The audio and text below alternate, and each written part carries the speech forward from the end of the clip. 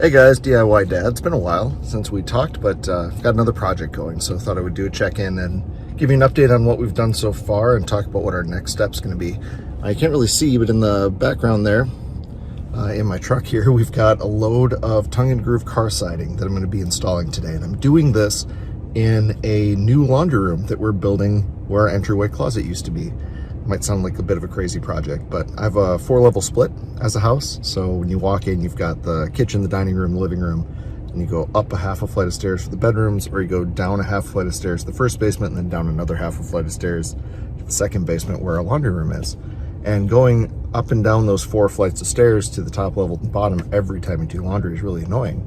So we have an entryway closet that we never really use for much, just kind of collects garbage and shoes and things like that we've opened up and are going to turn into a laundry room, and I'll show you what that looks like. The walls in that closet though are pretty rough, and because I've opened up the entryway opening and brought it all the way up to the ceiling, those walls are going to be visible. So I looked at patching the holes and dealing with sheetrock and all of that, and I just didn't really care for kind of how clean or not clean, but how plain that was going to look. So instead, what I'm going to do is install tongue and groove siding, which is kind of like a shiplap look around the sides of that closet. And I've used this for a lot of things. I used it for the ceiling in my garage, and I'm going to show you how it installs and how you work with it and kind of give you an idea for what some of the options are. It's a super easy product to use, and it looks amazing when it's done. So let's take a look at it. So here's the entryway closet as we have it so far. So I've opened up the sides, taken off the closet doors, and actually opened it up all the way to the ceiling, leaving just enough wall section around that I could eventually trim it out and make it look nice.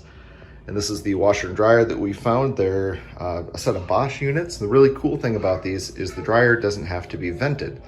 So it uses a kind of heat pump system to pull the moisture out of the air, and it reuses the same hot air over and over, and you don't have to have that big vent stack running anywhere, which makes it a whole lot easier to install and also makes it crazy efficient from a power usage standpoint.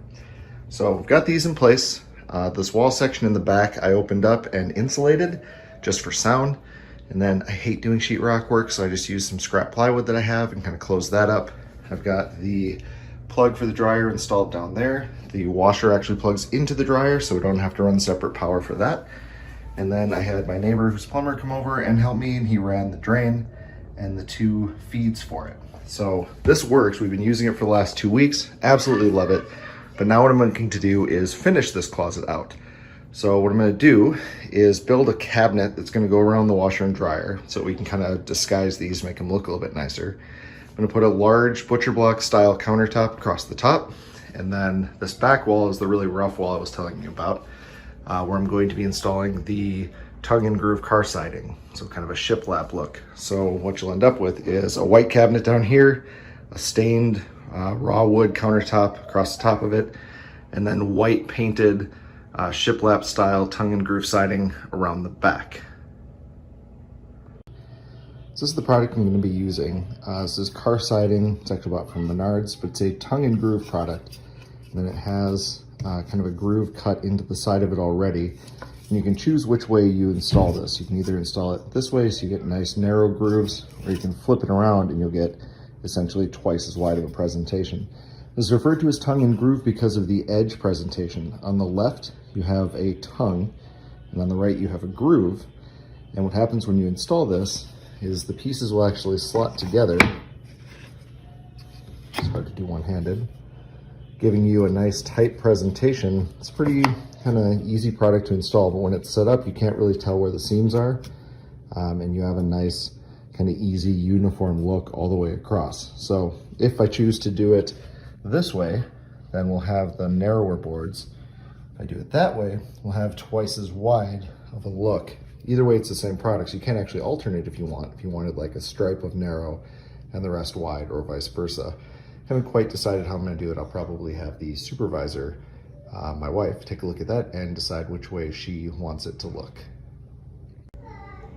For the actual install, I want my siding to go behind the countertop that I'm going to install. So one of the important things I need to determine is how far down the wall do I actually need to go, because I don't really need to side behind the washer and dryer. So what I've done is used a pen and laying it on the top of the dryer. I've marked essentially where the dryer height is. So this is the absolute lowest that the supports for the countertop can go in order to allow for clearance. Now I'm going to throw some insulation above the washer and dryer just for sound deadening. So I'm actually going to use that as my bottom mark, and I'm going to build my framing up above. To do this the easy way, to give the countertop the support that I need without having to build a really robust cabinet, it's more for looks and sound than anything else, I'm going to actually use the back wall for support. So I'll start by taking a 2x4 and running it from corner along that line, essentially getting it level so that it builds starting on that line and going up. And then my siding will start from the top edge of that 2x4 and go all the way up to the ceiling.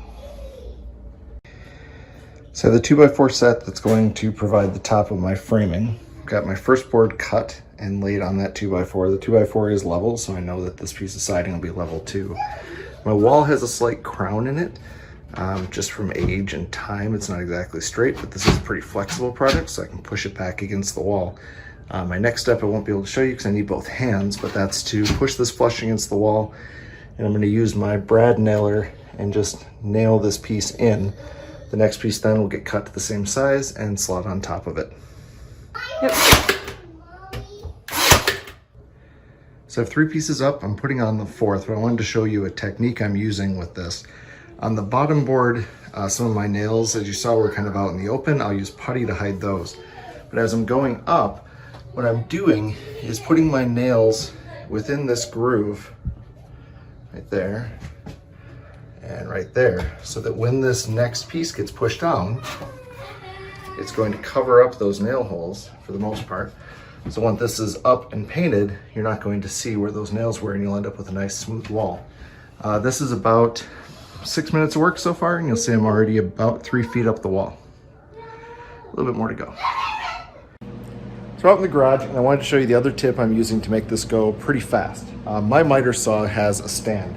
I use this stand so I can transport it around easier. It's got wheels on it, makes it a lot easier to move between different job sites when I'm working. But this stand also has an end guard on it. So you have these supports that pull out of the side that hold the material, and each one of them has the ability to lift this little stopper. So what I've done is I measured the first piece, got it all aligned, slid this piece of material up to the end and set the stopper. So what I can do for each subsequent piece then is just place it right up against that edge, and I know then when I cut it that it's going to be right in the right spot, and I don't have to measure each and every piece. One little note about that, if you have a cheaper stand like I do, I think I spent like 50 bucks on this, is if you take your material and kind of jam it up against the end, it's gonna push that guard out a little bit each time and your measurements are gonna wander. So you wanna just set it on the stand, ease it up against the end over there, and that way your measurements will stay pretty straight. Now my walls also aren't perfectly straight. It's older construction, they get a little bit kind of topsy-turvy at times. So I do have to adjust this slightly, and I'll probably end up trimming out the corners, but it still saves a ton of time over measuring and marking every single piece. So I'm about an hour into this project and I've already reached the top. So last tip for working with this stuff. So when you get to the second to last piece, stop. Don't actually nail that piece in yet. Instead, what you want to do is measure off the top to figure out how large or how wide that last piece needs to be. Rip it with your table saw or your skill saw, however you need to do it. Then you're going to actually set that groove on top of the tongue of the last piece, push them both back, and nail them back together. What that allows you to do is deal with any kind of waviness along the ceiling or any of those issues by adjusting those gaps, because they don't have to sit perfectly tight. So you can kind of get it completely snugged up to the ceiling, nail them both in together, you'll get a really nice clean look. And finally, when you're measuring that last piece, make sure that you're measuring to the edge of the groove, not to the edge of the tongue. So if this was the last piece I was trying to measure for, proper measurement on this wouldn't be 2 inches. It would actually be more like 2 3/8 inch, maybe a little bit shy of that, so that when the final piece is placed, it can rest straight over that tongue and it'll be lined up with the ceiling edge. The back wall is completed all the way to the ceiling. We have a nice clean line with my technique on the top of hitting those top 2 boards together. And so this wall is done. I'm going to sand it and paint it. It's probably going to go white. And I am going to do the other walls as well, which will be a little tricky because I have like a 45-degree angle on the side of the closet, so figuring out the overlap will be a little rough. But essentially what I'm going to do is just line up to the edges of each of these boards so that my grooves all line up and it should look nice and clean. So as always, we'll end this with a dad joke. So why did the cup of coffee call the police? It was mugged. Have a good evening, guys. Talk to you next time.